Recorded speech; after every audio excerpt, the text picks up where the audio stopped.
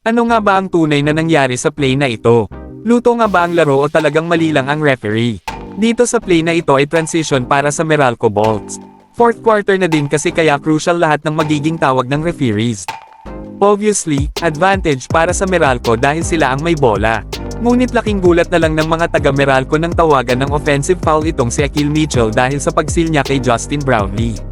Dito pa lang ay nakasil na itong si Mitchell kay Brownlee. Ang rason bakit niya ginawa ito ay dahil may height advantage siya sa kanya at wala pa sa tamang posisyon itong si JB.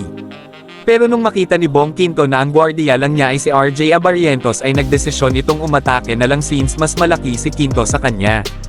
Ang seal na gagawin sana ni Akil Mitchell ay naging screen na lang para sa open layup ni Quinto ngunit iba ang tinawag ng referee at offensive foul daw ito.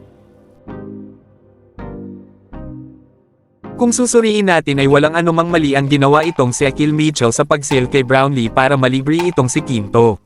Dito nga ay makikita natin na sa lakas at haba ni Akil ay hindi na nakapwesto si Justin Brownlee para habulin ang layup. Eto namang referee na ito ay hindi ko alam kung ano ang nasa isip at tinawagan ito ng offensive foul. Una sa lahat ay advantage ito ng Meralco, pangalawa ay wala din si Brownlee sa kanyang pwesto at ang pangatlo o pinaka-worst ay naging rason pa ito upang ma-thrown out si Coach Nenad.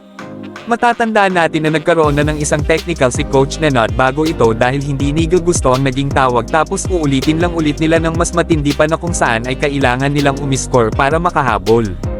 Kung di rin sana kasi nangyari ito ay walang magiging rason para may technical ulit si Coach Nenad. Umpisa pa lang at ay maging si Justin Brownlee ay nagreklamo na din dahil sa soft call na tawag ng referees kahit alam na do or die ito. Ganon din ang nangyari kay Chris Newsom. Pero ang matinding tanong, kung si Coach Tim Cone at Coach Yeng Guiao kaya ang gumawa nito, may technical kaya?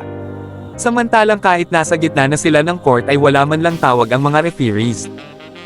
Ba't hindi pa yung technical ulit? Panig nga ba sila sa mga teams o sadyang takot lang sa mga coaches?